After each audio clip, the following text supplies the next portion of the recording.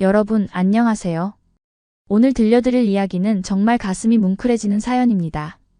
시급 700원을 받으며 하루 한 끼로 연명하던 한 쿠바 여성이 한국에서 첫 월급을 받고 한참을 울었다고 해요. 도대체 무슨 일이 있었던 걸까요? 그리고 그녀의 부모님은 왜 한국에 와서 말문을 잃었을까요? 이 영상 끝까지 보시면 여러분도 우리나라가 얼마나 축복받은 땅인지 다시 한번 느끼실 겁니다. 구독과 좋아요, 알림 설정 꼭 부탁드립니다. 그럼 지금부터 시작하겠습니다. 제 이름은 라우라입니다. 쿠바의 수도 아바나에서 태어나 자랐죠. 어릴 적 제 꿈은 선생님이 되는 거였어요. 책을 읽고 아이들을 가르치는 모습을 상상하면 가슴이 두근거렸습니다. 다행히 열심히 공부한 덕분에 국립사범대학에 입학할 수 있었고 졸업 후엔 공립학교 스페인어 교사가 되었어요. 제 인생에서 가장 자랑스러운 순간이었죠. 부모님도 무척 기뻐하셨습니다. 쿠바에서 교사는 비록 월급은 적지만 존경받는 직업이었거든요. 하지만 현실은 냉혹했습니다. 한 달 월급이 우리 돈으로 환산하면 15만 원 정도였어요. 그나마도 정부가 제공하는 배급표로 살아가야 했죠. 쌀, 콩, 설탕 이런 기본 식량조차 한 달에 정해진 양만큼만 받을 수 있었습니다. 고기는 명절에나 한번 볼까 말까 했어요. 계란 한 판이 제 월급의 3분의 1이었으니까요. 아버지는 낡은 자동차를 고치는 일을 하셨고 어머니는 이웃집 빨래를 대신해주며 푼돈을 벌었습니다. 우리 가족은 그렇게 하루하루를 견뎌냈어요. 어느 날 저녁 식탁에 앉아 있는데 어머니가 한숨을 쉬셨습니다. 라우라야, 미안하구나. 오늘은 감자밖에 없네. 저는 괜찮다고 웃으며 대답했지만 속으로는 눈물이 났어요. 26살 젊은 교사가 가족에게 밥 한 끼 제대로 대접하지 못한다는 게 너무 서러웠습니다. 그때 아버지가 말씀하셨죠. 라우라, 너는 똑똑하고 영어도 잘하잖니? 이 나라를 벗어나봐라. 네가 이곳에 남아있으면 평생 이렇게 살 거야. 그 말씀이 제 인생을 바꿔놓았습니다. 부모님과 친척들은 10년 넘게 모아온 돈을 모두 털어서 제게 스페인 유학 기회를 마련해 주셨어요. 스페인에 가면 제대로 된 교육을 받을 수 있고 언젠가 돌아와서 가족을 도울 수 있을 거라는 희망을 품고 말이죠. 스페인 마드리드에 도착한 날을 잊을 수 없습니다. 공항에서 나오는 순간 눈앞에 펼쳐진 풍경에 숨이 막혔어요. 높이 솟은 빌딩들, 깨끗한 도로, 끊임없이 지나다니는 자동차들. 쿠바에서는 1950년대 차들이 아직도 굴러다니는데 여기는 정말 다른 세상이었습니다. 하지만 설레는 마음도 잠시 곧 현실의 벽에 부딪혔죠. 학비와 생활비를 벌기 위해 낮에는 식당에서 설거지를 했고 밤에는 청소 일을 했습니다. 수업은 그 사이사이에 들어야 했어요. 잠은 하루에 4~5시간밖에 못 잤죠. 몸은 파김치가 됐지만 포기할 수 없었습니다. 가족들이 희생한 그 돈을 헛되이 할 수 없었거든요. 그렇게 2년이 흘렀습니다. 어느 토요일 오후 스페인어 회화 수업을 하고 있는데 한 동양인 남학생이 들어왔어요. 키가 크고 조용한 인상의 청년이었죠. 수업 후 그가 다가와 인사를 건넸습니다. 안녕하세요. 저는 한국에서 온 민준이라고 합니다. 스페인어를 배우고 싶어서 왔어요. 그게 제 남편과의 첫 만남이었습니다. 민준 씨는 매주 빠짐없이 수업에 왔습니다.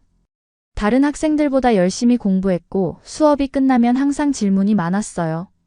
선생님, 이 표현은 어떤 상황에서 쓰나요? 이 발음이 맞나요? 그의 진지한 모습이 인상 깊었죠. 어느 날 수업이 끝나고 민준 씨가 조심스럽게 물었습니다. 선생님, 식사는 하셨어요? 제가 근처에 괜찮은 식당을 알아서요.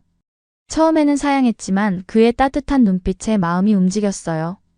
우리는 작은 타파스 바에 앉아 이야기를 나눴습니다.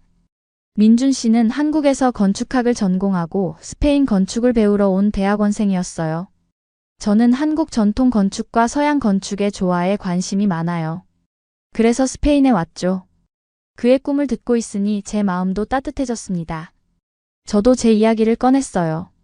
쿠바에서의 삶, 가족을 위해 이곳에 온 이유, 언젠가 돌아가야 한다는 부담감까지. 민준 씨는 조용히 듣더니 말했습니다. 라우라 씨는 정말 용기 있는 분이에요. 가족을 사랑하는 마음이 느껴집니다. 그 말이 얼마나 큰 위로가 됐는지 몰라요. 쿠바를 떠난 이후 처음으로 누군가가 제 마음을 이해해준다는 느낌을 받았습니다. 그날 이후 우리는 자주 만나게 됐습니다. 처음엔 스페인어 연습을 핑계로 만났지만 점점 서로의 일상을 나누는 사이가 됐죠. 민준 씨는 제가 힘들어하면 언제나 옆에 있어줬어요. 설거지하다 손을 베었을 때, 새벽 청소 일을 마치고 지쳐 있을 때, 그는 늘 따뜻한 말 한마디를 건넸습니다. 라우라 씨, 오늘도 고생하셨어요. 이렇게 열심히 사는 사람은 반드시 좋은 날이 올 거예요. 그의 말에는 진심이 담겨 있었어요. 어느 봄날 민준 씨가 레티로 공원으로 저를 불렀습니다. 호수 옆 벤치에 앉아 있는데 그가 조심스럽게 입을 열었어요. 라우라 씨, 저는 곧 한국으로 돌아가야 해요. 학위 과정이 끝나서요. 가슴이 철렁 내려앉았습니다. 이제 막 의지할 사람이 생겼다고 생각했는데 또다시 혼자가 되는 건가 싶었죠.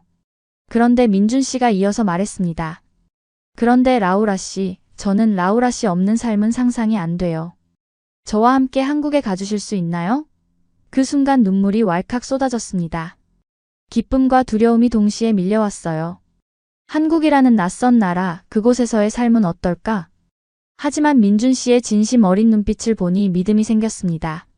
하지만 결정은 쉽지 않았습니다. 쿠바에 계신 부모님께 전화를 드렸을 때 어머니는 한참 동안 말씀이 없으셨어요. 라우라야, 네가 행복하면 그게 제일 중요하단다. 하지만 엄마는 네가 걱정되는구나. 한국이라는 나라는 우리가 잘 모르는 곳이잖니. 아버지도 걱정하셨지만 결국 제 뜻을 존중해 주셨습니다. 라우라, 내가 선택한 길이라면 아빠는 믿는다. 다만 우리를 잊지 말고 힘들 때는 언제든 연락하렴. 전화를 끊고 한참을 울었어요. 가족을 위해 돈을 벌어 돌아가겠다던 약속을 지키지 못하는 것 같아 죄책감이 밀려왔습니다. 하지만 민준 씨는 제 손을 잡으며 말했어요. 라우라 씨 부모님을 꼭 한국으로 모셔올게요. 그분들께도 좋은 삶을 드리고 싶어요. 그 약속을 믿고 저는 한국행을 결심했습니다. 2020년 가을, 저는 쿠바 여권의 한국 배우자 비자를 받아 인천공항에 도착했습니다. 공항을 나서는 순간 차가운 바람이 얼굴을 스쳤어요. 쿠바와는 전혀 다른 계절의 느낌이었습니다. 민준 씨의 부모님이 마중 나오셨는데 처음 뵙는 저를 따뜻하게 안아주셨어요. 라우라, 멀리서 고생 많았어. 이제 우리 가족이야. 그 말에 또 눈물이 났습니다. 새로운 나라, 새로운 가족, 새로운 시작이었습니다. 한국에서의 첫날 밤을 잊을 수가 없습니다. 민준 씨 부모님 댁에 짐을 풀고 방에 들어갔는데 온수가 콸콸 쏟아지는 샤워기를 보고 멍하니 서 있었어요. 쿠바에서는 따뜻한 물이 나오는 날이 일주일에 한두 번이었거든요. 그것도 수압이 약해서 제대로 씻기 힘들었죠. 그런데 여기는 언제든 뜨거운 물이 나왔습니다. 수도꼭지를 틀었다 잠갔다 몇 번이나 반복했어요. 이게 정말 진짜야? 혼자 중얼거리며 한참을 울었습니다. 이런 기본적인 것조차 쿠바에서는 사치였으니까요. 샤워를 마치고 나오니 시어머님이 과일을 깎아 놓으셨더군요. 라우라야, 배고프지? 이것 좀 먹어봐. 수박, 포도, 사과가 가득 담긴 접시를 보고 또 눈물이 났습니다. 쿠바에서 과일은 정말 귀한 음식이었거든요. 바나나나 망고 정도가 가끔 구할 수 있는 전부였어요. 그것도 엄청 비쌌죠. 그런데 여기서는 마트에 가면 사계절 내내 온갖 과일이 넘쳐났습니다. 가격도 쿠바에 비하면 정말 저렴했어요. 처음 마트에 갔을 때는 정말 충격이었습니다.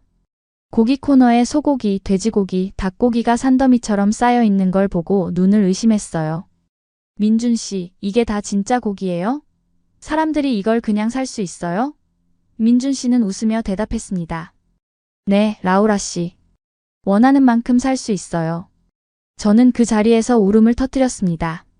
쿠바에서는 고기 한 근을 사려면 일주일치 월급을 써야 했거든요. 그것도 구할 수 있으면 다행이었죠. 배급표로 받는 닭고기는 한 달에 한 번, 그것도 목과 날개 부위뿐이었습니다. 그런데 여기서는 사람들이 장바구니에 고기를 가득 담아가는 거예요. 너무 신기해서 한참을 멍하니 서 있었습니다. 민준 씨가 제 손을 잡으며 말했어요. 라우라 씨, 이제는 먹고 싶은 거 다 먹을 수 있어요. 걱정하지 마세요. 그날 저녁 시어머님이 삼겹살을 구워주셨습니다. 기름이 촉촉한 고기를 한 점 입에 넣는 순간 이게 꿈인가 싶었어요. 쿠바에서 평생 제대로 된 고기를 먹어본 적이 없었거든요. 맛있니, 라우라야? 시어머님이 물으셨고 저는 눈물을 흘리며 고개를 끄덕였습니다. 네, 어머님. 너무 맛있어요. 이런 음식을 먹을 수 있다니 믿어지지 않아요. 시어머님도 눈시울이 붉어지셨어요. 우리 라우라 많이 고생했구나. 이제 여기서 행복하게 살자. 하지만 한국 생활이 처음부터 쉬웠던 건 아닙니다. 가장 큰 문제는 언어였어요. 한글은 정말 어려웠습니다. 스페인어와는 완전히 다른 문자 체계였죠. 민준 씨가 매일 밤 한글을 가르쳐 줬지만 발음이 너무 어려웠어요. 가, 거, 고, 구. 받침 소리는 도무지 익숙해지지 않았습니다. 그리고 한국 사람들은 정말 빨리 말했어요. 시장에 가면 상인들이 빠르게 말을 하는데 하나도 알아들을 수가 없었죠. 그럴 때마다 제가 얼마나 무력한 사람인지 느꼈습니다. 쿠바에서는 교사로 존중받았는데 여기서는 한글도 제대로 못하는 외국인일 뿐이었으니까요. 어느 날 혼자 버스를 타고 이동하다가 길을 잃었어요. 스마트폰 지도를 보면서 가야 하는데 한글 지명을 읽을 수가 없었습니다. 당황해서 주변 사람들에게 물어보려 했지만 한국말이 안 나왔어요. 그때 한 할머니가 다가오셨습니다. 아가씨, 어디 가려고 그래? 저는 종이에 적힌 주소를 보여드렸어요. 할머니는 제 손을 잡고 직접 버스 정류장까지 데려다 주셨습니다. 여기서 5번 버스 타면 돼. 조심히 가. 그 따뜻한 손길에 또 눈물이 났습니다. 한국 사람들은 낯선 외국인에게도 참 친절했어요. 한국에 온 지 한 달쯤 됐을 때 민준 씨가 말했습니다. 라우라 씨, 이제 일을 찾아봐야 할 것 같아요. 라우라 씨 능력을 살릴 수 있는 일을 찾아봅시다. 저는 교사였지만 한국에서는 자격증이 없었어요. 한국어도 서툴렀고요. 그래서 스페인어 강사 일자리를 알아봤습니다. 다행히 집 근처 어학원에서 시간제 강사를 구한다는 공고를 봤어요. 이력서를 내고 면접을 봤는데 원장님이 말씀하셨습니다. 라우라 씨, 발음이 정말 좋네요. 쿠바 출신이라니 학생들한테도 좋은 경험이 될 거예요. 다음 주부터 나오실 수 있으세요? 그렇게 저는 한국에서 첫 직장을 갖게 됐습니다. 첫 출근 날 떨리는 마음으로 어학원 문을 열었어요. 학생들은 대부분 대학생이나 직장인이었습니다. 제 첫 수업을 듣고 한 학생이 말했어요. 선생님, 발음이 정말 예쁘세요.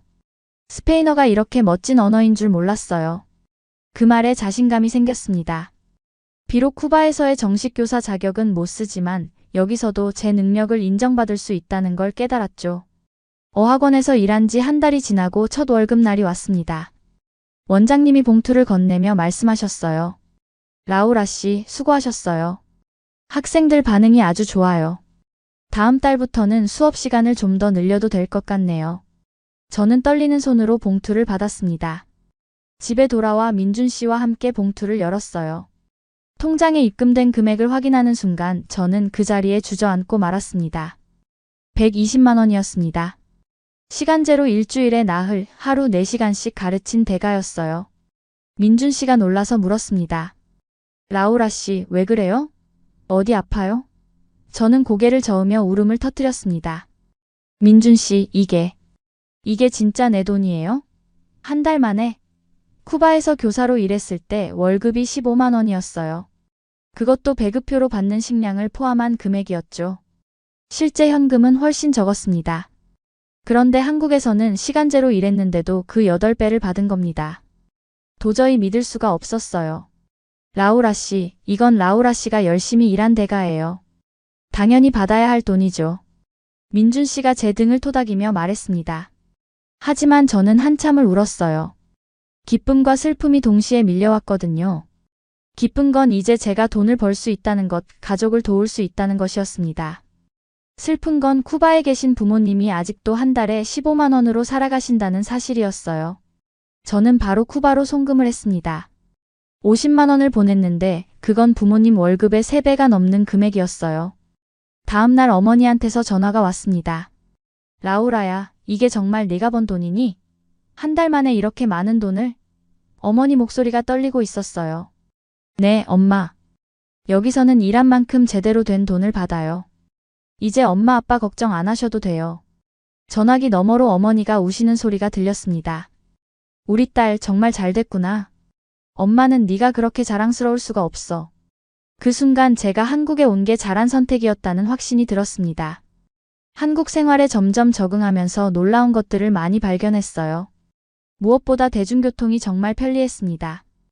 버스와 지하철이 5분에서 10분 간격으로 왔어요. 쿠바에서는 버스가 1시간에 한 대 올까 말까 했거든요. 그것도 언제 올지 몰라서 한두 시간씩 기다리는 게 일상이었죠. 게다가 버스는 항상 10,000원이었고 에어컨도 없었습니다. 그런데 한국 버스는 깨끗하고 시원했어요. 좌석에 앉아서 갈 수도 있었죠. 지하철은 더욱 신기했습니다. 땅속으로 다니는 기차라니 처음에는 무서웠어요. 하지만 타보니 빠르고 정확했습니다. 시간표대로 정확히 움직이는 게 너무 놀라웠어요. 쿠바에서는 모든 게 언젠가였거든요. 버스도 언젠가 오고, 배급품도 언젠가 나오고, 전기도 언젠가 들어오고. 하지만 한국은 모든 게 정확했습니다. 약속 시간, 버스 시간, 월급날, 모든 게 예측 가능했어요. 이게 얼마나 큰 축복인지 한국 사람들은 모를 거예요. 어느 날 밤 11시쯤 편의점에 들렀는데 환하게 불이 켜져 있고 문이 열려 있었습니다. 여기는 24시간 해요? 점원에게 물었더니 당연하다는 듯이 대답했어요. 네, 저희는 연중 무휴 24시간 영업합니다. 쿠바에서는 상상도 못할 일이었어요. 밤 9시만 되면 모든 가게가 문을 닫았고 불도 꺼졌습니다. 정전이 워낙 잦아서 촛불로 저녁을 보내는 날이 많았거든요. 그런데 한국은 밤에도 낮처럼 환했습니다. 거리에 가로등, 건물의 불빛, 24시간 켜져 있는 편의점. 이 모든 게 너무 신기했어요. 민준 씨와 밤에 산책을 하면서 말했습니다. 민준 씨, 한국 사람들은 이런 게 당연한 거예요? 언제든 뜨거운 물이 나오고 전기가 항상 들어오고 밤에도 안전하게 걸어 다닐 수 있는 게? 민준 씨는 잠시 생각하더니 대답했어요. 글쎄요, 저도 당연하게 생각했는데 라우라 씨 얘기를 들으니 새삼 감사하게 되네요. 우리가 누리는 게 정말 큰 축복이었네요. 그날 밤 저는 한국이라는 나라에 대해 깊이 생각했습니다. 이 나라는 70년 전만 해도 전쟁으로 폐허가 됐다고 들었어요. 그런데 지금은 이렇게 발전한 나라가 됐죠. 사람들이 얼마나 열심히 일했을까? 얼마나 많은 노력과 희생이 있었을까? 그 결과를 지금 제가 누리고 있는 겁니다. 너무 감사했어요. 한국에서 일한 지 6개월이 지났을 무렵 저는 한국어가 많이 늘었습니다. 드라마를 보면서 공부했고 시어머님과 대화하면서 일상 회화를 익혔어요. 처음에는 안녕하세요, 감사합니다 정도만 할 수 있었는데 이제는 장을 보러 가서 상인들과 대화도 할 수 있게 됐죠. 어느 날 시장에 갔는데 과일 가게 아주머니가 말씀하셨어요. 아이고 우리 며느리 한국말 많이 늘었네. 처음 왔을 때는 한마디도 못하더니 그 말에 얼마나 뿌듯했는지 몰라요. 인정받는다는 느낌이 들었거든요. 어학원에서도 제 수업이 인기를 얻으면서 학생이 점점 늘어났습니다. 원장님이 제안하셨어요. 라우라 씨, 이제 정규 강사로 계약하면 어떨까요? 월급도 더 많이 드릴 수 있어요. 정규직 제안이라니 정말 꿈만 같았습니다. 쿠바에서는 정식 교사였지만 제대로 된 대우를 못 받았는데 한국에서는 시간제 강사에서 시작해 정규직이 될 수 있다니요. 저는 바로 수락했습니다. 그렇게 월급은 180만 원으로 올랐어요.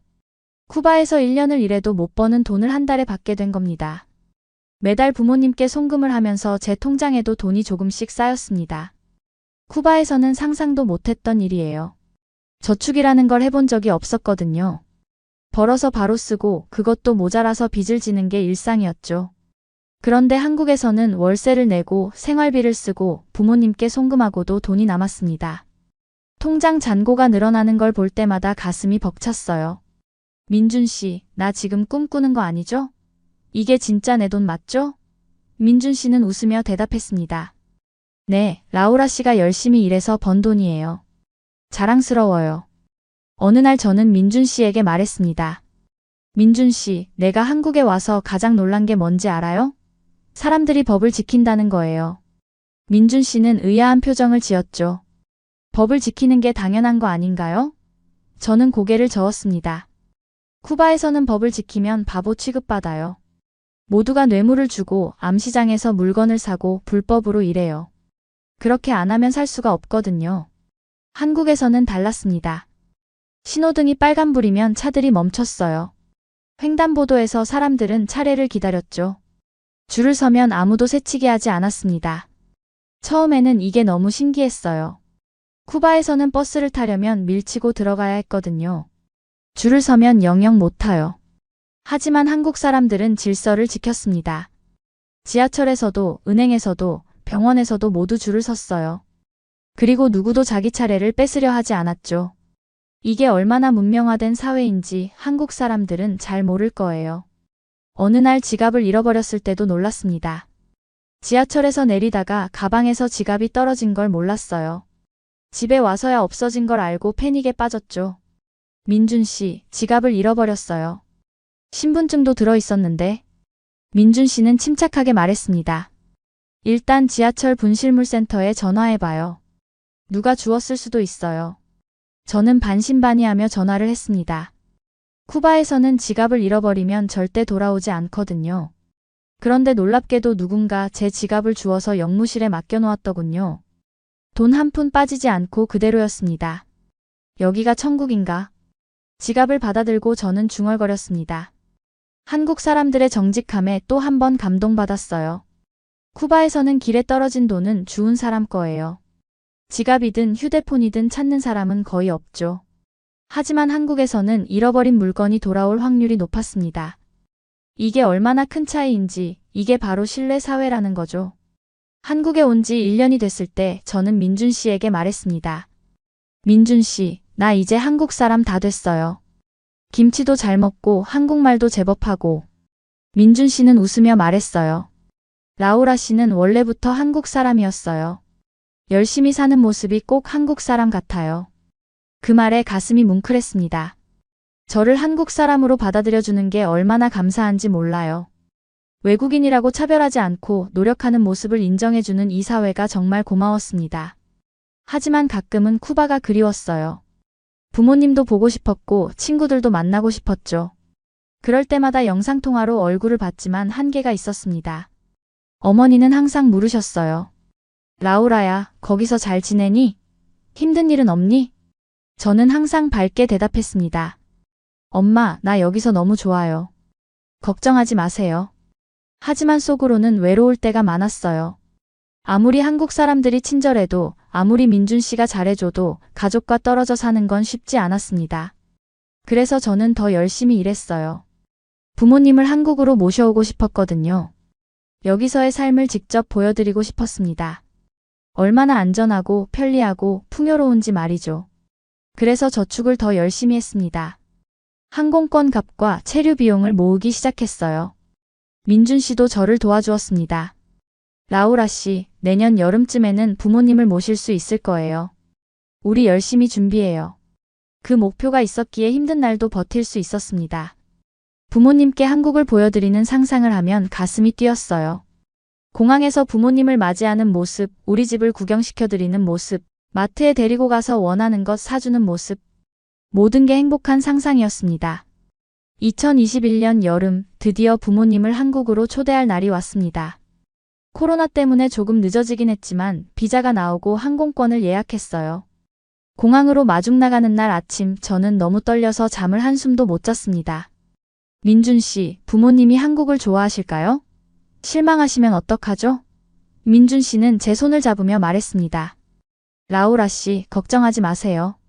분명 좋아하실 거예요. 인천공항에 도착해서 입국장 앞에서 기다리는 시간이 정말 길게 느껴졌어요. 1시간쯤 기다렸을까? 드디어 아버지와 어머니가 나오셨습니다. 아버지는 훨씬 수척해 보이셨고 어머니는 머리가 많이 휘어지셨더군요. 2년 만에 보는 부모님이었습니다. 엄마, 아빠. 저는 달려가서 두 분을 꼭 껴안았어요. 어머니는 제 등을 쓰다듬으며 우셨습니다. 우리 라우라 많이 컸네. 여기서 고생 많았지? 아버지도 눈시울이 붉어지셨어요. 딸아, 잘 있었니? 우리는 한참을 그렇게 서서 울었습니다. 민준 씨가 부모님께 인사를 드렸어요. 장인어른, 장모님, 멀리서 오시느라 고생 많으셨습니다. 저는 라우라 씨 남편 민준이라고 합니다. 아버지는 민준 씨의 손을 꽉 잡으셨습니다. 사위, 우리 딸 잘 부탁하네. 고맙네. 공항을 나와 주차장으로 가는데 아버지가 계속 두리번거리셨어요. 라우라야, 여기가 진짜 한국이니? 공항이 이렇게 크고 깨끗하니? 어머니도 놀란 표정이었습니다. 전기가 이렇게 환하게 켜져 있네. 낮인데도. 저는 웃으며 대답했습니다. 엄마, 아빠, 이건 시작일 뿐이에요. 더 놀라실 일이 많으실 거예요. 민준 씨 차를 타고 집으로 가는 길 고속도로를 달리는데 아버지가 계속 감탄하셨어요. 이 도로 좀 봐. 얼마나 넓고 평평한지. 차들이 정말 빨리 달리네. 쿠바에서는 도로가 울퉁불퉁해서 차가 빨리 못 달려요. 포장도 제대로 안 된 곳이 많았죠. 그런데 한국 고속도로는 매끄럽고 넓었습니다. 게다가 차선이 명확하고 표지판도 잘 돼 있었어요. 저기 저 빌딩들 좀 봐. 얼마나 높은지. 어머니가 창밖을 보며 말씀하셨습니다. 서울에 가까워지면서 고층 빌딩들이 보이기 시작했거든요. 쿠바 하바나에도 건물은 있지만 대부분 낡고 무너져가는 상태였어요. 하지만 한국의 빌딩들은 반짝반짝 빛났습니다. 유리로 된 외벽, 현대적인 디자인, 밤이 되면 조명이 들어와 더 아름다웠죠. 집에 도착해서 부모님을 모시고 들어갔습니다. 우리는 작은 아파트에 살고 있었는데 부모님께는 그것도 대단해 보이셨나 봐요. 라우라야, 여기가 너희 집이니? 이렇게 깨끗하고 좋은 곳에서 사니? 어머니가 물으셨어요. 네, 엄마. 우리 집이에요. 작지만 살기 편해요. 아버지는 수도꼭지를 틀어보셨습니다. 뜨거운 물이 콸콸 나오자 놀란 표정을 지으셨어요. 이게 언제든지 나오니? 네, 아빠. 24시간 뜨거운 물이 나와요. 아버지는 한참 동안 물을 틀었다 잠갔다 반복하셨습니다. 쿠바에서는 따뜻한 물이 나오는 날이 거의 없었거든요. 특히 여름에는 수압이 약해서 샤워도 제대로 못했죠. 어머니는 부엌을 둘러보셨습니다. 가스레인지도 있고 냉장고도 크네. 라우라야, 너 정말 잘 사는구나. 저는 부모님의 반응을 보며 가슴이 뭉클했습니다. 한국 사람들에게는 당연한 것들이 부모님께는 놀라운 것이었어요. 그날 저녁 저는 삼겹살을 구워드렸습니다. 고기가 지글지글 익는 모습을 보시며 아버지가 말씀하셨어요. 라우라야, 이게 다 고기니? 이렇게 많이? 네, 아빠. 여기서는 고기를 마음껏 먹을 수 있어요. 부모님은 조심스럽게 고기를 드셨습니다. 한 점 한 점 음미하시는 모습이 안타까웠어요. 쿠바에서 평생 제대로 된 고기를 못 드셨을 거예요. 식사 후 어머니가 설거지를 하시려고 하셨는데 식기세척기를 보시고는 놀라셨습니다. 이게 뭐니, 라우라야? 엄마, 이게 자동으로 설거지해주는 기계예요. 어머니는 믿을 수 없다는 표정을 지으셨어요. 기계가 설거지를 해준다고? 세상에. 그날 밤 부모님은 우리 방에서 주무셨고 저와 민준 씨는 거실에서 잤습니다. 잠들기 전 민준 씨가 말했어요. 라우라 씨, 부모님 반응 보니 뿌듯하죠? 저는 고개를 끄덕이며 눈물을 흘렸습니다. 민준 씨, 고마워요. 부모님을 이렇게 좋은 곳에서 살게 해줘서. 민준 씨는 제 손을 잡으며 말했습니다. 우리 가족이잖아요. 당연한 거예요. 그 순간 저는 한국에 온 게 정말 잘한 선택이었다고 다시 한번 확신했습니다. 부모님이 한국에 오신 지 사흘째 되는 날, 저는 부모님을 마트에 모시고 갔습니다. 대형마트에 들어서는 순간 두 분 다 입을 다물지 못하셨어요. 라우라야, 여기가 정말 장을 보는 곳이니? 아버지가 물으셨습니다. 네, 아빠. 여기서 필요한 거 다 살 수 있어요. 카트를 밀고 들어가는데 부모님은 한 발짝도 떼지 못하고 서 계셨어요. 진열대마다 가득 쌓인 상품들을 보시며 너클 잃으신 거죠. 과일 코너에 가니 온갖 종류의 과일이 산더미처럼 쌓여 있었습니다. 사과, 배, 귤, 수박, 포도, 딸기, 심지어 열대과일까지. 어머니가 떨리는 손으로 사과를 만져보셨어요. 라우라야, 이게 다 살 수 있는 거니? 가격은 얼마니? 엄마, 사과 한 봉지에 5,000원 정도예요. 어머니는 눈물을 글썽이셨습니다. 쿠바에서는 사과 한 개가 일주일치 월급이었거든요. 그것도 구할 수 있으면 다행이었죠. 원하시는 거 다 담으세요, 엄마. 걱정 마세요. 제가 말씀드렸지만 어머니는 조심스러워 하셨어요. 평생 굶주림에 시달리셨던 분이 갑자기 풍요를 마주하니 어떻게 해야 할지 모르시는 거였죠. 고기 코너로 이동했습니다. 소고기, 돼지고기, 닭고기가 진열장에 가득했어요. 아버지는 한참을 그 앞에 서 계셨습니다. 이게 다 진짜 고기니, 라우라야? 네, 아빠. 원하시는 부위 말씀하세요. 사드릴게요. 아버지는 고개를 저으셨어요. 아니다, 라우라야. 너무 비쌀 거야. 아빠, 여기서는 고기가 비싸지 않아요. 걱정 마세요. 저는 삼겹살 2팩과 소고기 1팩을 카트에 담았습니다. 그리고 우유, 계란, 치즈, 빵도 담았어요. 쿠바에서는 꿈도 못 꾸던 식료품들이었죠. 계산대로 가는 길에 어머니가 제 손을 잡으셨습니다. 라우라야, 이게 꿈이니 생시니? 이렇게 많은 음식을 살 수 있다니. 어머니 목소리가 떨리고 있었어요. 계산을 마치고 나오는데 총액이 8만 원 정도 나왔습니다. 한국 사람들에게는 평범한 장보기 비용이었지만 부모님께는 엄청난 금액이었어요. 쿠바에서 반년치 월급에 해당하는 돈이었으니까요. 집으로 돌아와서 장을 풀면서 어머니가 우셨습니다. 라우라야, 엄마는 평생 이런 날이 올 줄 몰랐어. 배불리 먹고 원하는 걸 살 수 있는 날이. 저도 눈물이 났습니다. 부모님이 평생 고생하신 게 떠올랐거든요. 아버지는 낡은 차를 고치며 푼돈을 벌고 어머니는 빨래를 대신해주며 생계를 이어가셨죠. 그런 두 분이 이제 한국에 와서 풍요를 경험하고 계신 거예요. 그날 저녁 저는 부모님께 한국의 밤 풍경을 보여드리고 싶었습니다. 민준 씨와 함께 부모님을 모시고 한강공원으로 갔어요. 여의도 한강공원에 도착하니 사람들이 자전거를 타고 산책을 하고 치킨을 먹으며 즐기고 있었습니다. 저기 저 다리 좀 봐. 불빛이 얼마나 예쁜지. 어머니가 말씀하셨습니다. 한강 다리들은 조명으로 화려하게 빛나고 있었어요. 쿠바에서는 밤이 되면 도시 전체가 어두워졌거든요. 전기가 부족해서 가로등도 거의 없었죠. 하지만 서울은 달랐습니다. 밤인데도 나처럼 밝았고 안전했어요. 사람들은 밤늦게까지 공원에서 여유를 즐겼습니다. 라우라야, 여기는 밤에 돌아다녀도 안전하니? 아버지가 물으셨어요. 네, 아빠. 한국은 치안이 정말 좋아요. 여자 혼자 밤에 걸어다녀도 괜찮아요. 아버지는 믿을 수 없다는 표정이었습니다. 쿠바에서는 밤에 혼자 돌아다니는 건 위험한 일이었거든요. 특히 여자는 절대 안 됐죠. 강도나 소매치기가 흔했으니까요. 하지만 한국은 달랐습니다. CCTV가 곳곳에 설치돼 있고 경찰이 순찰을 돌았어요. 사람들도 서로를 존중했죠. 우리는 편의점에 들러서 간식을 샀습니다. 아이스크림, 과자, 음료수를 사서 한강변에 앉아 먹었어요. 어머니는 아이스크림을 천천히 드시며 말씀하셨습니다. 라우라야, 이게 천국이 따로 없구나. 배불리 먹고 안전하게 돌아다니고 전기도 물도 풍족하고. 저는 어머니 손을 잡았습니다. 엄마, 이제 엄마 아빠도 이런 삶을 사실 수 있어요. 내가 모실게요. 어머니는 고개를 저으셨어요. 아니다, 라우라야. 우리는 쿠바에서 살아야지. 거기가 우리 고향이잖니. 그래도 엄마. 아버지가 제 말을 막으셨습니다. 라우라야, 우리는 괜찮다. 네가 이렇게 잘 사는 걸 보니 아빠는 그것만으로도 행복하다. 그날 밤 저는 잠을 이룰 수 없었습니다. 부모님을 쿠바로 다시 보내드려야 한다는 게 너무 가슴 아팠거든요. 한국의 이 좋은 환경에서 함께 살 수는 없을까 생각했지만 현실적으로 어려운 일이었어요. 부모님은 나이가 많으셨고 한국어도 못하셨으니까요. 그래도 이번 방문으로 부모님께 한국을 보여드릴 수 있어서 다행이었습니다. 앞으로도 자주 모시고 싶다는 생각을 했어요. 다음 날 아침 아버지가 저를 불러 앉히셨습니다.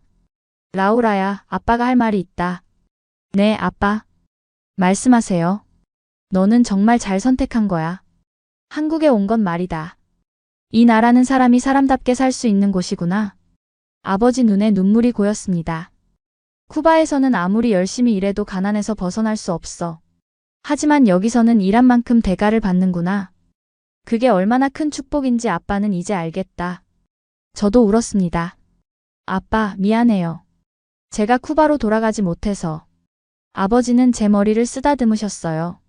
미안할 것 없다, 라우라야. 네가 행복하면 그게 효도다. 앞으로도 여기서 잘 살 거라. 그 순간 제 마음속 짐 하나가 내려가는 느낌이었습니다. 부모님께 인정받았다는 안도감이 들었거든요. 부모님이 한국에 오신 지 일주일째 되던 날, 저는 부모님을 병원에 모시고 갔습니다. 쿠바에 계실 때 아버지가 허리 통증을 호소하셨거든요. 하지만 쿠바에서는 병원에 가도 제대로 된 치료를 받을 수 없었어요. 약도 없고 장비도 낡았고 의사들도 월급이 너무 적어서 성의 없이 진료했죠. 한국 병원에 들어서자마자 아버지는 놀란 표정을 지으셨습니다. 라우라야, 여기가 정말 병원이니? 호텔처럼 깨끗하네.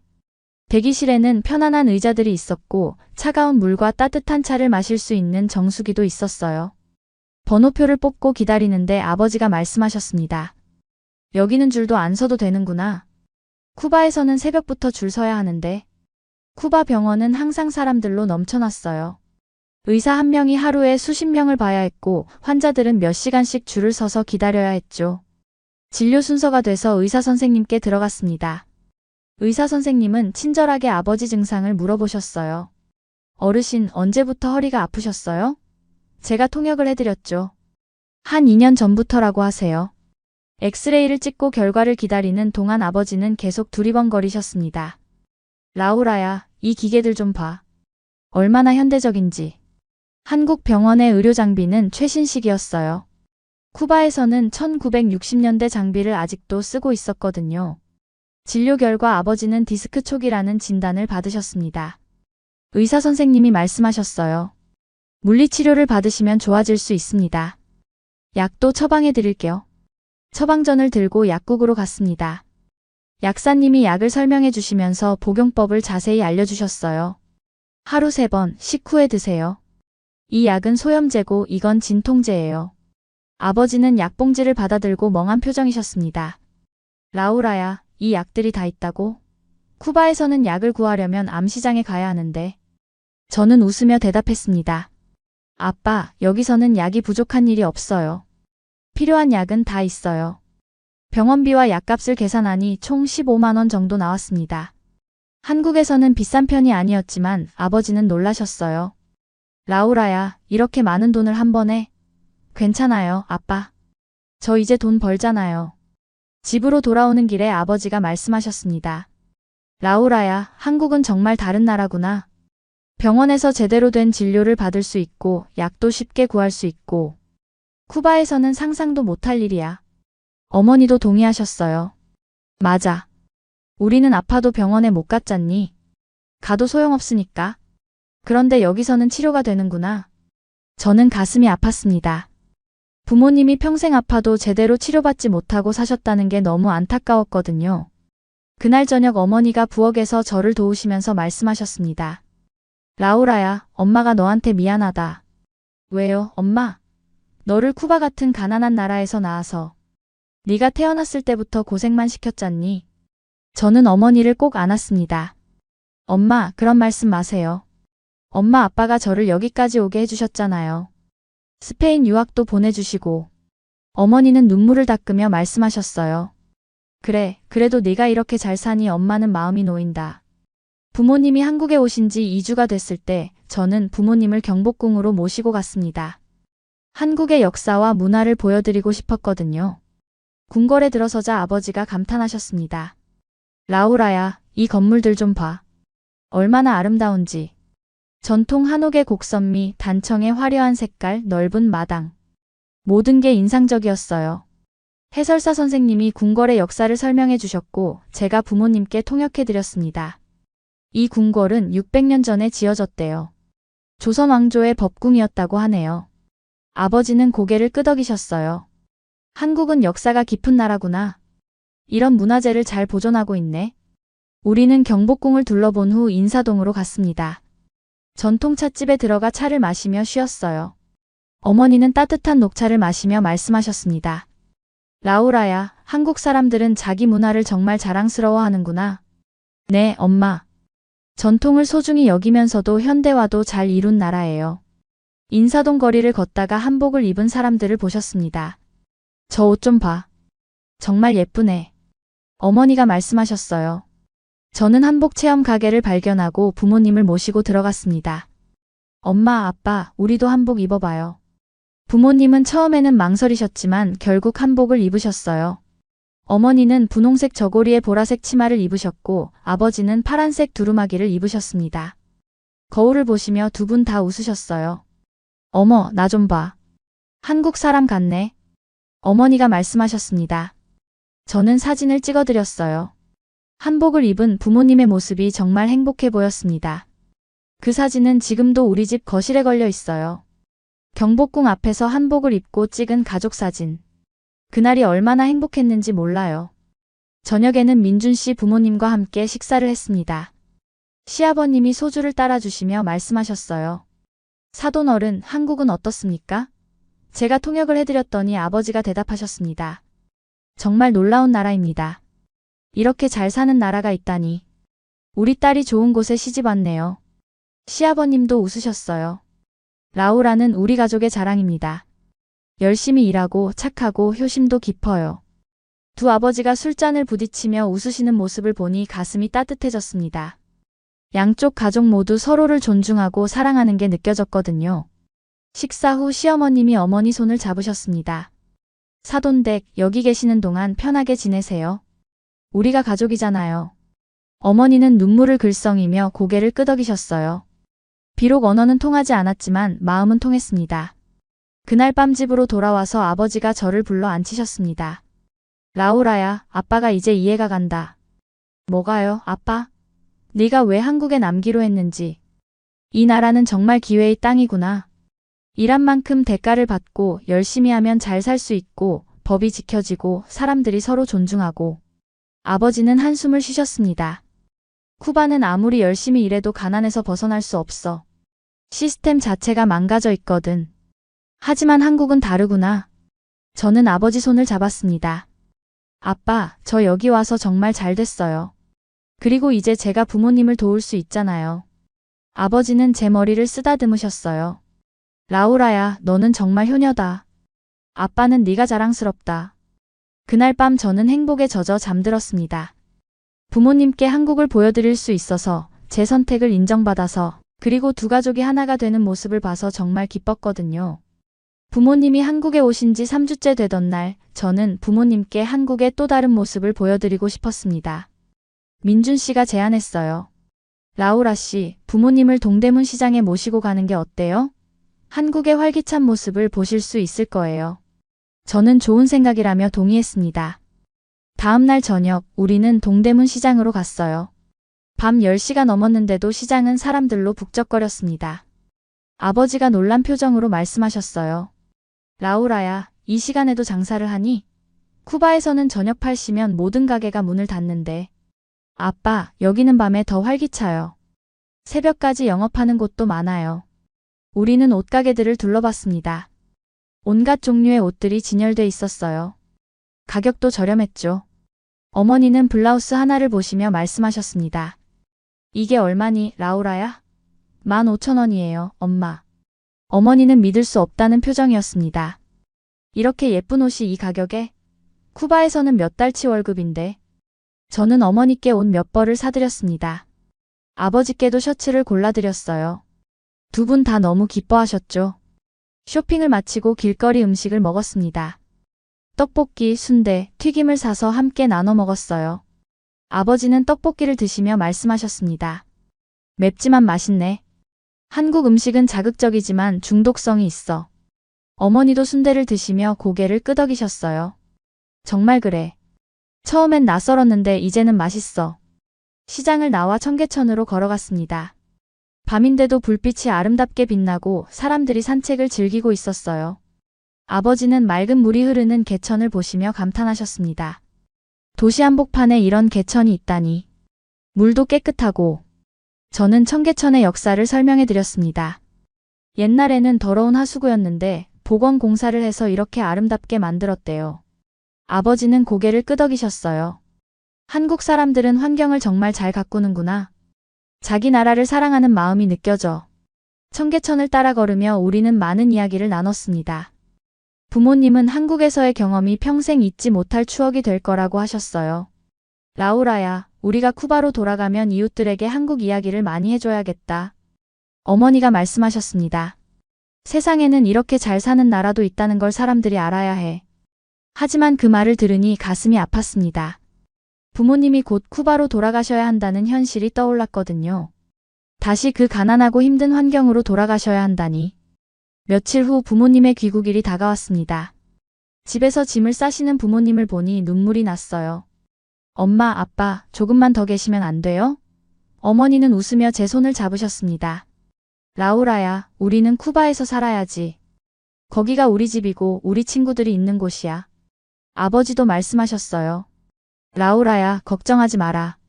네가 보내준 돈으로 우리는 충분히 잘 살 수 있어. 그리고 이번에 한국을 보고 느낀 게 많아. 우리 마을 사람들에게도 희망을 줄 수 있을 것 같다. 공항으로 가는 차 안에서 우리는 말이 없었습니다. 헤어짐이 슬펐거든요. 인천공항 출국장 앞에서 포옹을 했습니다. 어머니는 울면서 말씀하셨어요. 라우라야, 몸 건강히 잘 지내렴. 자주 연락하고. 아버지는 민준 씨에게 말씀하셨습니다. 사위, 우리 딸 잘 부탁하네. 라우라를 한국으로 보낸 건 우리 인생 최고의 선택이었어. 민준 씨는 고개를 숙이며 대답했습니다. 장인어른, 걱정 마세요. 제가 잘 모시겠습니다.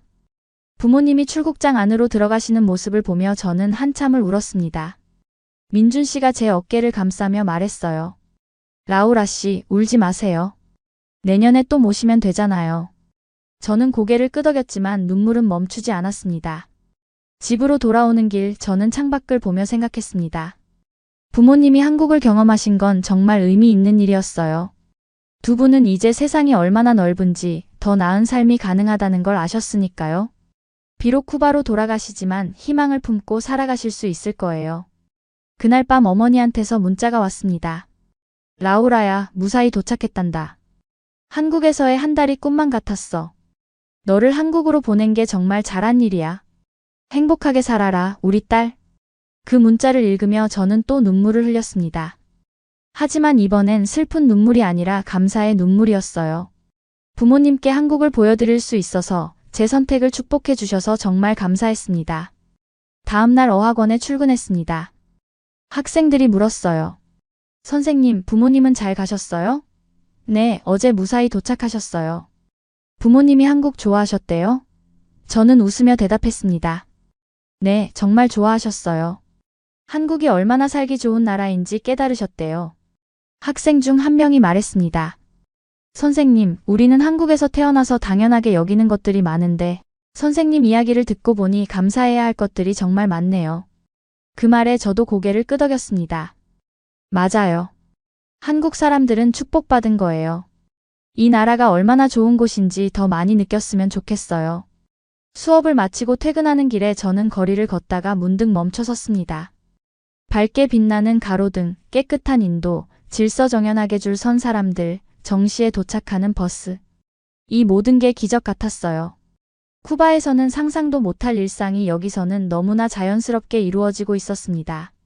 저는 하늘을 올려다보며 감사 기도를 드렸습니다. 하느님, 저를 이 땅으로 인도해 주셔서 감사합니다. 그리고 부모님께 한국을 보여드릴 기회를 주셔서 감사합니다. 집에 도착하니 민준 씨가 저녁을 준비하고 있었습니다. 라우라 씨, 오늘 뭐 먹고 싶어요? 민준 씨가 해주는 거면 다 맛있어요. 우리는 함께 식탁에 앉아 저녁을 먹었습니다. 민준 씨가 말했어요. 라우라 씨, 장인어른 장모님 오셔서 정말 좋았어요.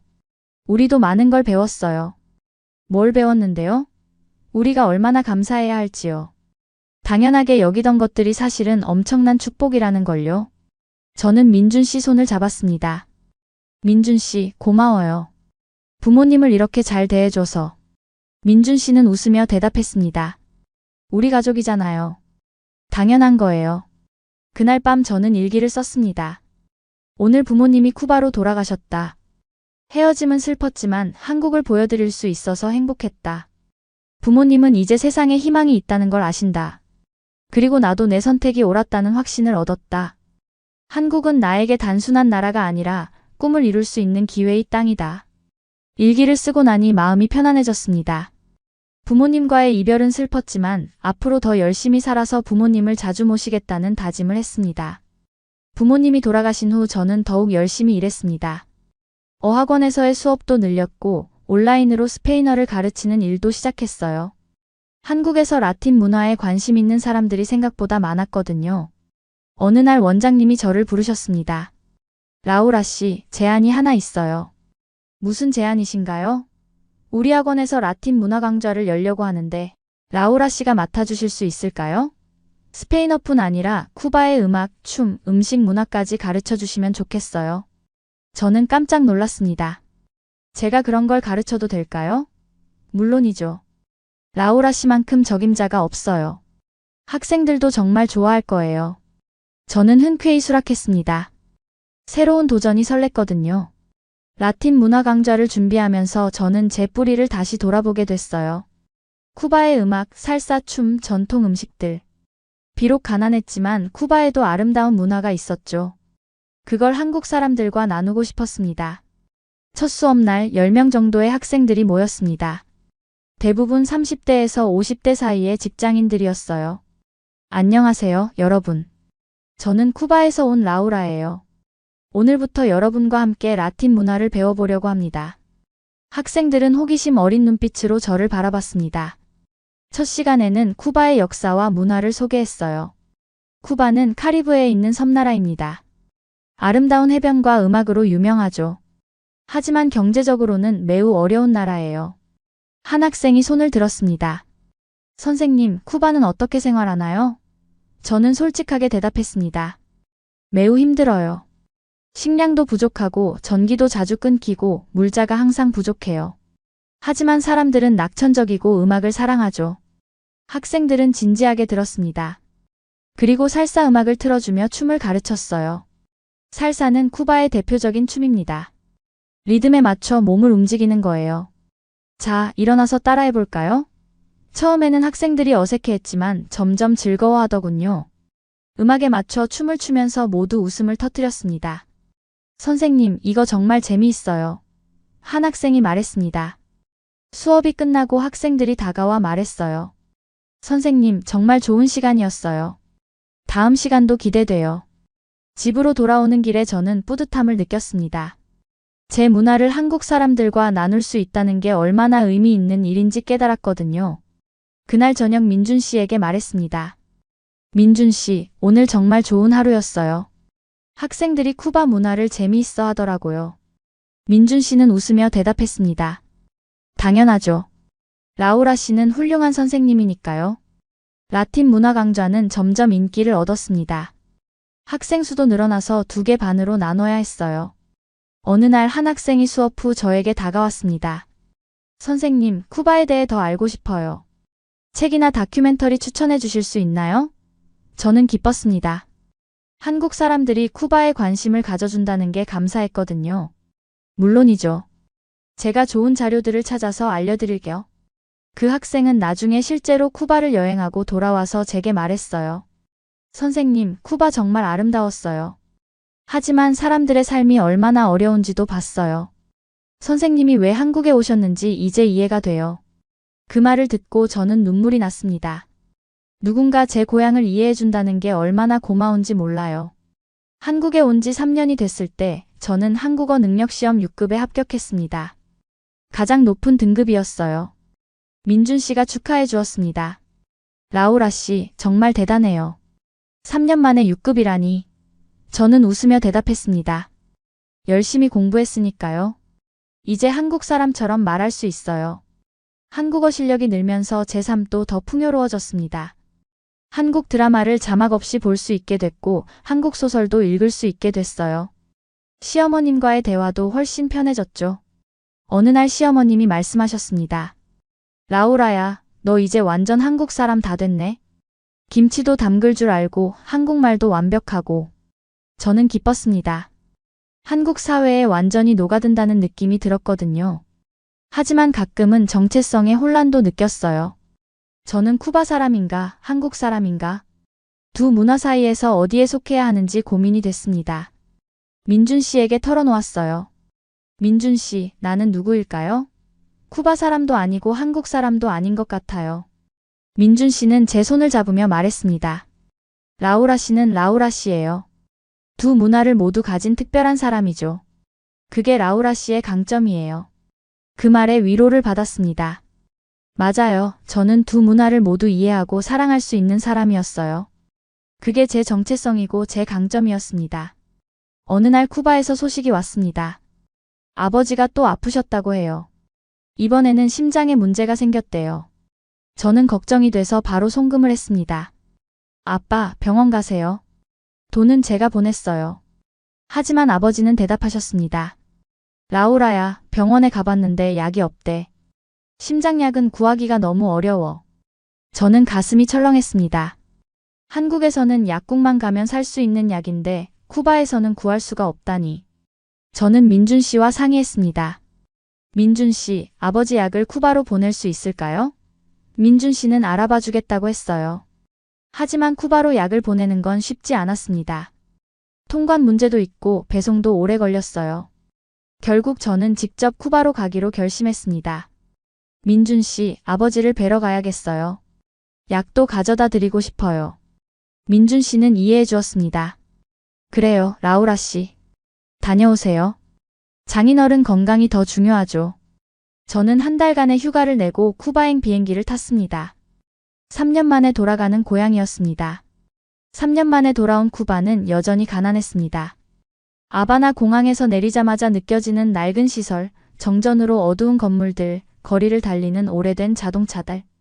모든 게 그대로였어요. 아니, 오히려 더 나빠진 것 같았습니다. 부모님 댁에 도착했을 때 어머니가 달려 나오셨습니다. 라우라야, 우리 딸. 어머니는 훨씬 더 야위셨고 주름도 많아지셨어요. 3년이라는 시간이 부모님을 많이 늙게 만들었습니다. 아버지는 침대에 누워 계셨어요. 얼굴이 창백하고 기운이 없어 보이셨죠. 아빠, 제가 왔어요. 저는 아버지 손을 잡으며 울었습니다. 아버지는 힘없이 웃으셨어요. 라우라야, 멀리서 왔구나. 아빠는 괜찮다. 하지만 괜찮아 보이지 않았습니다. 저는 한국에서 가져온 심장약을 꺼냈습니다. 아빠, 이 약 드세요. 한국 의사 선생님이 처방해 주신 거예요. 어머니가 약을 보시며 눈물을 흘리셨습니다. 라우라야, 이 약이 쿠바에서는 구할 수 없는 거야. 정말 고맙구나. 아버지는 약을 드시기 시작했고 며칠 후 조금씩 기운을 회복하셨습니다. 얼굴에 혈색도 돌아오고 일어나서 걸으실 수도 있게 됐어요. 라우라야, 이 약 덕분이야. 정말 신기하구나. 아버지가 말씀하셨습니다. 쿠바에서의 한 달은 제게 많은 걸 깨닫게 해줬습니다. 제가 얼마나 축복받은 삶을 살고 있는지 다시 한번 절감했어요. 한국에서는 당연한 것들이 여기서는 불가능했습니다. 깨끗한 물, 안정적인 전기, 풍부한 식량, 좋은 의료 시스템. 쿠바에는 이 모든 게 부족했어요. 이웃들이 제 소식을 듣고 찾아왔습니다. 라우라, 한국에서 잘 지내니? 네, 정말 잘 지내요. 한국이 정말 좋은 곳이라며? 내 부모님이 엄청 자랑하시더라. 저는 웃으며 고개를 끄덕였습니다. 네, 한국은 정말 살기 좋은 나라예요. 마을 사람들은 제 이야기를 듣고 싶어 했습니다. 저는 한국에서의 경험을 나눴어요. 대중교통 시스템, 깨끗한 거리, 안전한 치안, 풍부한 일자리. 모든 게 쿠바와는 달랐죠. 정말 그런 나라가 있니? 한 아주머니가 물었습니다. 네, 정말이에요. 저도 처음엔 믿을 수 없었어요. 제 이야기는 마을에 작은 희망을 줬습니다. 더 나은 세상이 존재한다는 것, 가난에서 벗어날 수 있는 방법이 있다는 것. 특히 젊은 사람들은 제 이야기를 듣고 해외로 나가고 싶어 했어요. 라우라, 나도 외국에 갈 수 있을까? 한 젊은 여성이 물었습니다. 물론이에요. 열심히 준비하면 기회가 올 거예요. 저는 그녀에게 용기를 주고 싶었습니다. 제가 해냈으니 다른 사람들도 할 수 있다고 믿었거든요. 한 달이 지나고 저는 한국으로 돌아가야 했습니다. 부모님과 헤어지는 건 여전히 슬펐지만 이번에는 조금 달랐어요. 아버지가 건강을 회복하셨고 제가 정기적으로 약을 보내드리기로 했거든요. 라우라야, 걱정하지 말고 가거라. 아빠는 이제 괜찮다. 아버지가 말씀하셨습니다. 어머니도 눈물을 닦으며 말씀하셨어요. 라우라야, 네가 한국에서 행복하게 사는 게 우리한테는 가장 큰 기쁨이란다. 저는 두 분을 꼭 껴안았습니다. 엄마, 아빠, 사랑해요. 자주 연락드릴게요. 한국으로 돌아오는 비행기 안에서 저는 창밖을 보며 생각했습니다. 제 인생은 정말 극적으로 변했어요. 가난한 쿠바의 교사에서 한국의 스페인어 강사로 하루 한 끼로 연명하던 삶에서 풍요로운 삶으로. 이 모든 변화의 중심에는 한국이라는 나라가 있었습니다. 인천공항에 도착했을 때 민준 씨가 마중 나와 있었어요. 라우라 씨, 잘 다녀왔어요? 네, 민준 씨. 아버지도 많이 좋아지셨어요. 민준 씨는 제 짐을 들어주며 말했습니다. 집에 가서 쉬어요. 피곤하시죠? 차를 타고 집으로 가는 길, 깨끗한 고속도로, 반짝이는 빌딩들, 질서정연한 교통 시스템을 보며 저는 다시 한번 감탄했습니다. 역시 한국은 다르다. 집에 도착해서 짐을 풀고 샤워를 했습니다. 뜨거운 물이 콸콸 쏟아지는 샤워기 아래 서서 저는 눈물을 흘렸어요. 쿠바에서는 따뜻한 물로 샤워하는 게 사치였는데 여기서는 당연한 거였죠. 이 작은 것 하나하나가 얼마나 큰 축복인지 다시 느꼈습니다. 그날 저녁 민준 씨와 저녁을 먹으며 저는 쿠바에서의 경험을 나눴습니다. 민준 씨, 쿠바는 여전히 힘들었어요. 사람들은 여전히 가난하고 시스템은 여전히 망가져 있고. 민준 씨는 진지하게 들었습니다. 하지만 라우라 씨가 희망을 주셨잖아요. 더 나은 세상이 존재한다는 걸 보여주셨으니까요. 저는 고개를 끄덕였습니다. 네, 그게 제가 할 수 있는 일인 것 같아요. 다음 날 어학원에 출근했습니다. 학생들이 반갑게 맞아주었어요. 선생님, 잘 다녀오셨어요? 네, 고향 다녀왔어요. 수업을 시작하기 전 저는 학생들에게 말했습니다. 여러분, 저는 쿠바에 다녀오면서 많은 걸 느꼈어요. 한국이 얼마나 좋은 나라인지 다시 한번 깨달았습니다. 학생들은 진지하게 들었습니다. 한국에서는 당연한 것들이 다른 나라에서는 불가능해요. 깨끗한 물, 안정적인 전기, 좋은 의료 시스템, 안전한 치안. 이 모든 게 축복이에요. 한 학생이 손을 들었습니다. 선생님, 우리가 그걸 너무 당연하게 여기는 것 같아요. 맞아요. 저도 한국에 처음 왔을 때 모든 게 신기했어요. 하지만 한국 사람들은 그걸 당연하게 여기더라고요. 그래서 오늘은 여러분께 감사하는 마음을 가지셨으면 해요. 수업이 끝나고 한 학생이 다가왔습니다. 선생님, 오늘 수업 정말 의미 있었어요. 저도 제가 가진 것들에 감사해야겠어요. 저는 웃으며 대답했습니다. 그렇게 생각해 주셔서 감사해요. 그날 저녁 집으로 돌아와 일기를 썼습니다. 오늘 나는 다시 한번 깨달았다. 한국은 내게 단순한 나라가 아니라 인간답게 살 수 있는 기회를 준 곳이다. 시급 700원 받으며 하루 한 끼로 연명하던 내가 이제는 정당한 대가를 받으며 당당하게 살아가고 있다. 부모님께 약을 보내드릴 수 있고 저축도 할 수 있고 미래를 계획할 수 있다. 이 모든 게 한국이 주신 선물이다. 나는 이 나라에 감사하며 살아갈 것이다. 그리고 언젠가 나처럼 더 나은 삶을 찾아 이곳에 오는 사람들에게 희망을 주고 싶다. 한국에서의 첫 월급을 받고 울었던 그날을 나는 평생 잊지 못할 것이다. 그날 나는 깨달았다.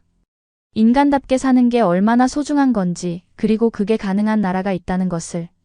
한국, 고마워요. 나에게 새로운 삶을 주셔서. 일기를 쓰고 나니 마음이 평온해졌습니다. 저는 창밖을 보며 빛나는 서울의 야경을 바라봤습니다. 이 땅에서 제가 꿈꾸던 삶을 살고 있다는 게 여전히 믿기지 않았어요. 하지만 이건 꿈이 아니라 현실이었습니다. 그리고 저는 이 현실에 감사하며 더 열심히 살아갈 것입니다. 여러분도 느끼셨나요? 우리가 살고 있는 이 땅이 얼마나 축복받은 곳인지. 감사하는 마음으로 하루하루를 살아가세요. 그게 우리가 할 수 있는 최선입니다.